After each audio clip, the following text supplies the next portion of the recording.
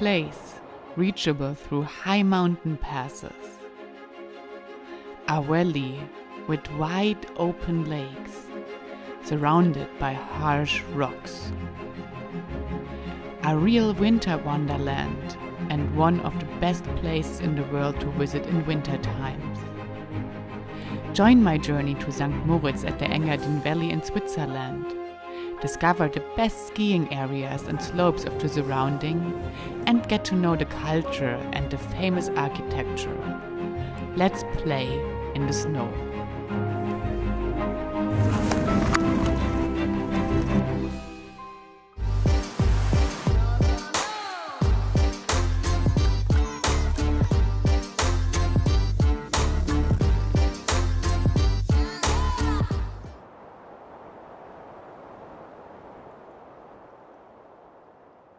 We are on our way to St. Moritz, to the Engadin Valley, and we have a little luggage here in our car, and the ride to Engadin is already beautiful.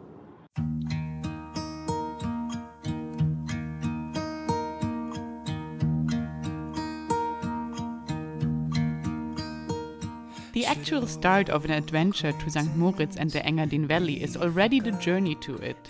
No matter where you are coming from, you can of course take a private jet or helicopter to arrive in style. Or like us, one of the stunning mountain passes that are open all winter.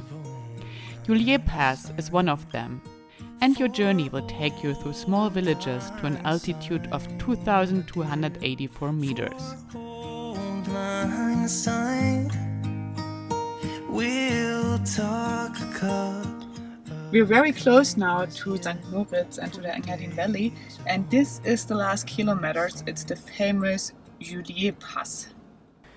This is the top of Julierpass, and here behind me you can see this building where sometimes there are theaters or little operas or art exhibitions. I have done Julierpass many times with a motorcycle during the warmer months, but in my opinion it is even more pretty in winter times. An asphalt road snaking through a surreal winter wonderland.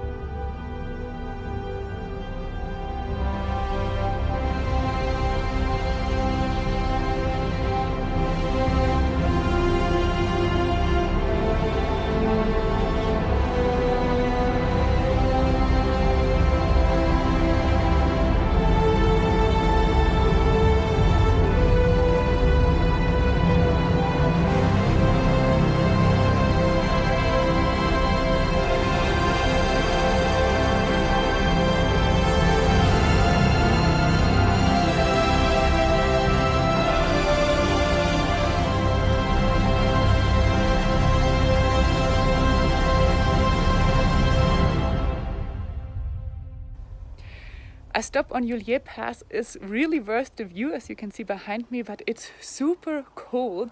It's minus 12 degrees now, and we have only a few kilometers left in this direction, and then we are in St. Moritz. When descending from Julierpass, you can get a first glimpse on what you came here for: the beautiful Engadin Valley and the famous skiing resort St. Moritz.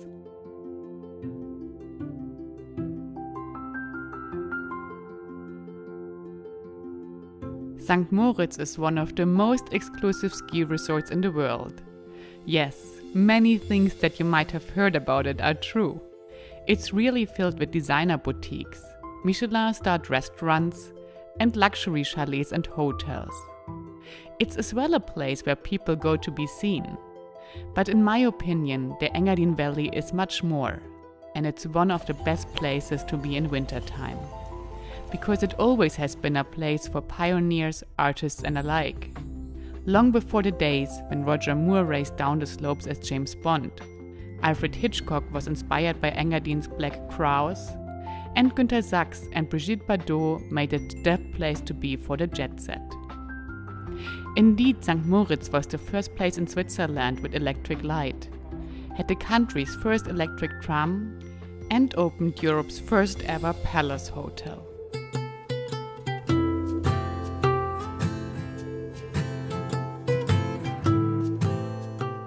The history of St. Moritz as we know it today began in 1864.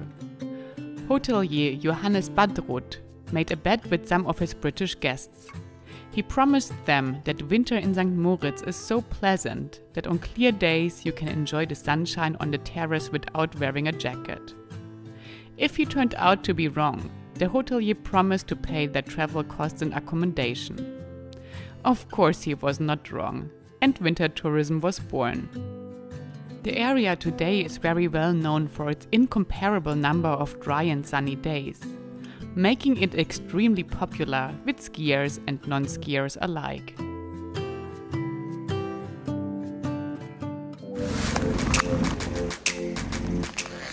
First day of skiing at Suvretta. And off we go, our first day of skiing in the Corviglia area.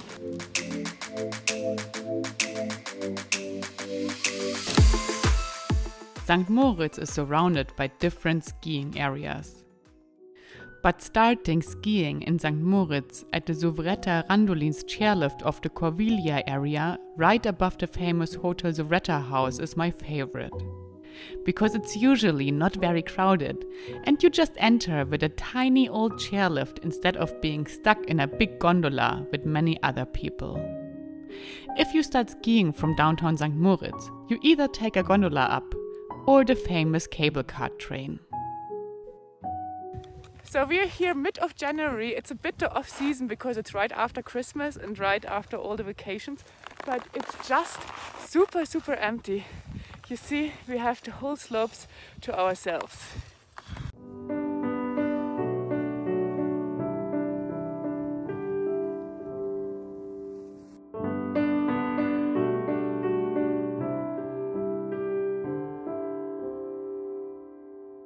The Winter Olympic Games were not only held once, but twice in St. Moritz.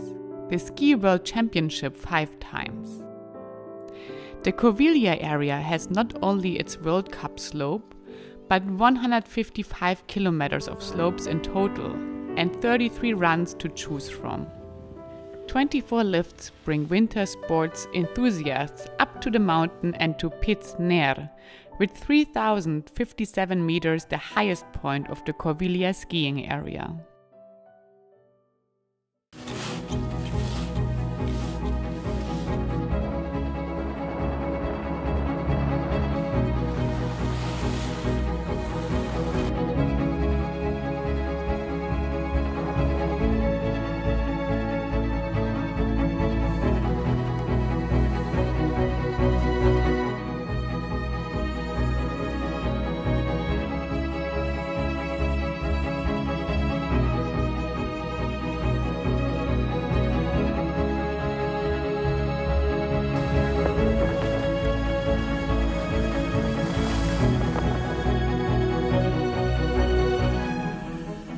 Right above St. Moritz, the Corviglia skiing area has an abundance of good restaurants. At our time of visiting, many unfortunately were closed due to COVID, but most restaurants will reopen for this season. And we were still able to enjoy the famous St. Moritz sun in the beach chairs of restaurant Alpina with beautiful views over St. Moritz. Can you believe that this place already was built 100 years ago? This is what you call Skiwasser, in English ski water, and it's a mix of water and kind of like a raspberry syrup. And it's actually super cold, it's like minus 15 degrees, but the sun is still very strong, so always take sunscreen.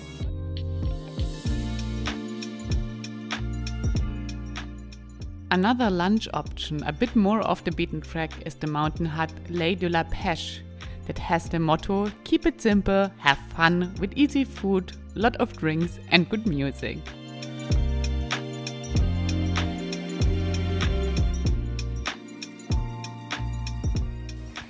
It's so unbelievable cold. It's probably minus 15 degrees. And as soon as you have any skin or so outside, it's freezing.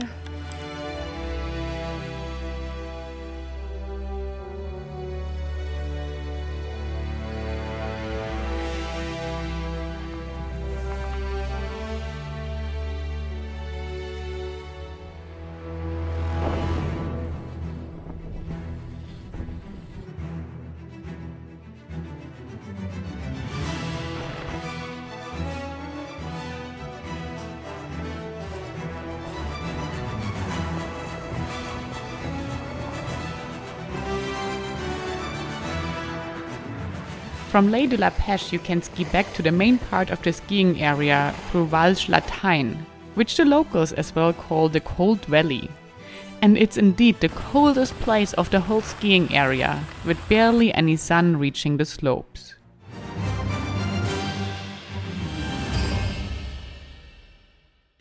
Sometimes, when being on vacation, you can't sleep in. For example, after heavy snowfalls.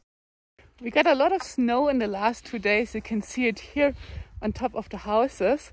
A lot of new snow, and it will be one of my first times riding in powder. And for that I have this super big skis here.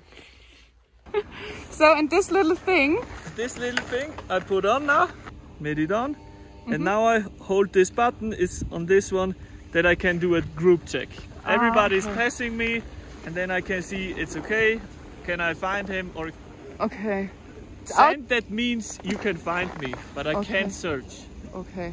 If somebody's getting in the avalanche, so one is the leader, one says, okay, I'm going to search you, put out your shovel, you bring the sand, and tuck, tuck, tuck. Do I send like an SOS call out with it, or is it just for finding other people? It's just for okay.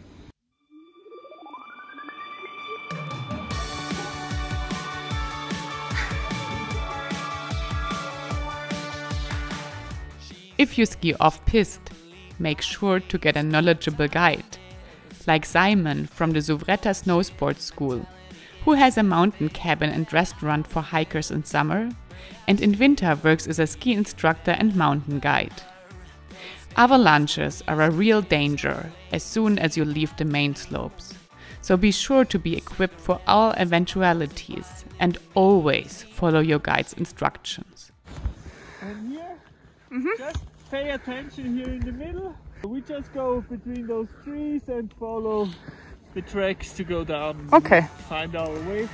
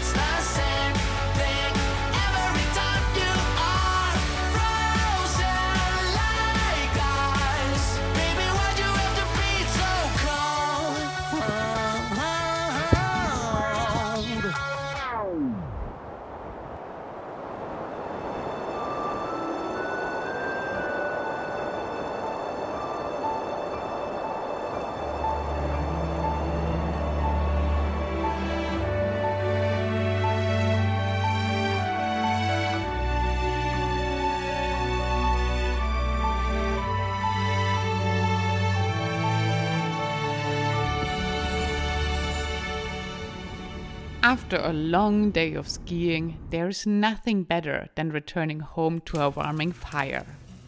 Yes, staying in St. Moritz downtown is an option, but most Swiss people choose the small villages in the Engadin Valley instead of busy St. Moritz.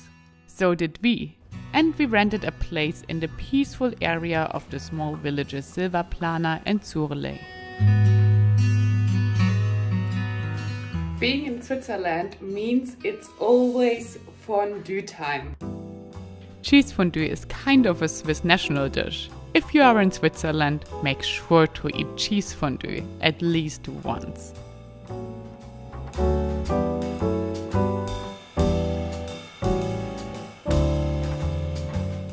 The next day I explored St. Moritz and its architecture, and St. Moritz Lake that offers a lot of activities for everyone who needs a little time off from skiing. One of the great things to do in St. Moritz is walking on St. Moritz Lake. So at the moment I'm right on the lake. All this behind me that you can see here is the ice of the lake that you can walk on.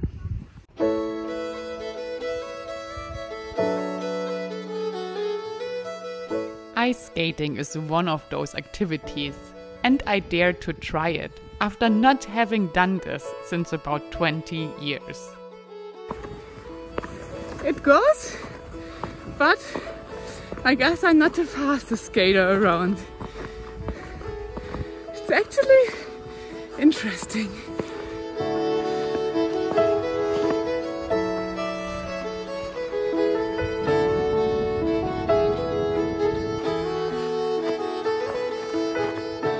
St. Moritz is famous for its architecture.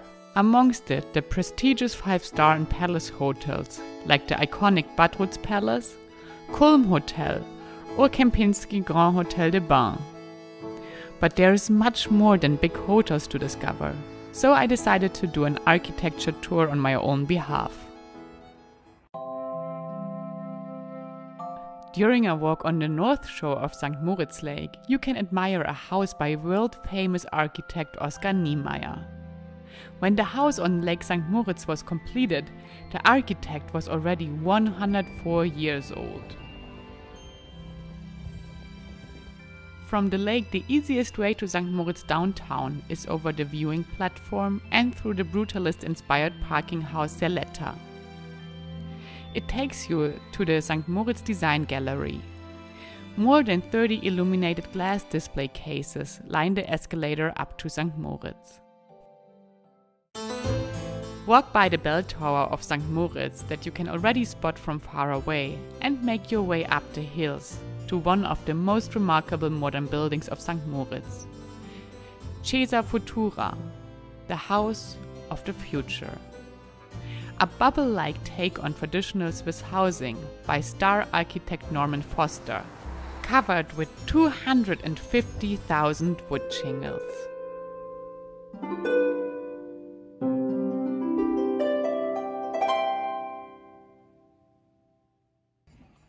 On the opposite mountain of the Corviglia skiing area, you find the Corvatsch skiing area, which is best accessible through the villages Surley and Sils Maria. Good morning! Today we are skiing in Corvatsch, which is the second site of these two St. Moritz ski systems. So come with me, I'm gonna show you the area.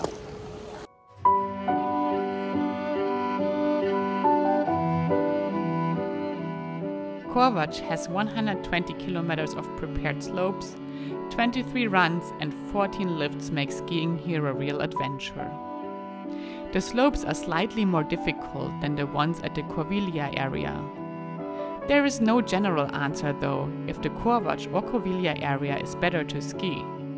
It depends a lot on where the wind and snow is coming from, on the temperature and on the time of the year. In my opinion, Corviglia is better when it comes to gastronomy and sunny skiing. But on busy days and after snowfalls, Corvatsch can be the much better option.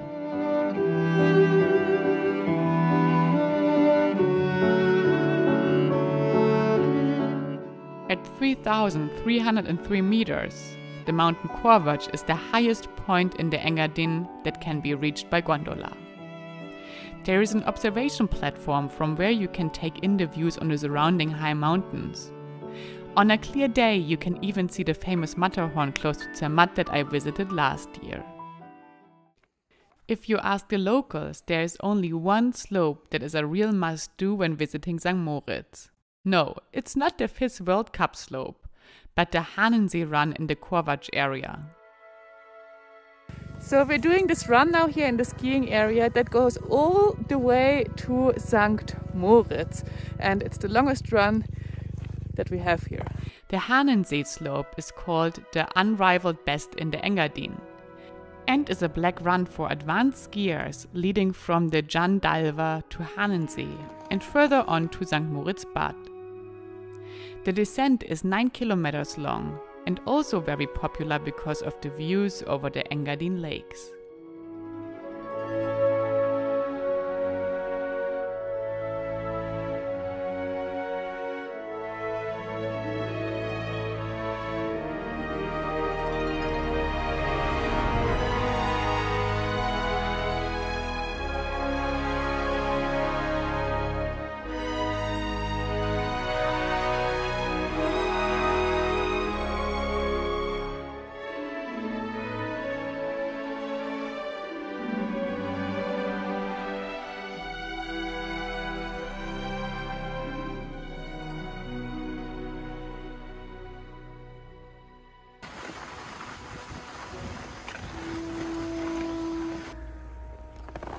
So that was it, the long run down to St. Moritz, and it was actually not as steep as I expected.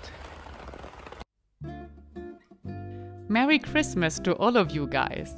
If you liked our excursion to St. Moritz Winter Wonderland, give this video a thumbs up and comment. And if you want to support my journey, join Patreon or buy me a tank of fuel. Our trip in the snow is not over yet. Before we return to motorcycle travels after the holidays, I will take you to the cross-country skiing capital Pontresina next week and show you around in Sils Maria. Let's play in the snow again.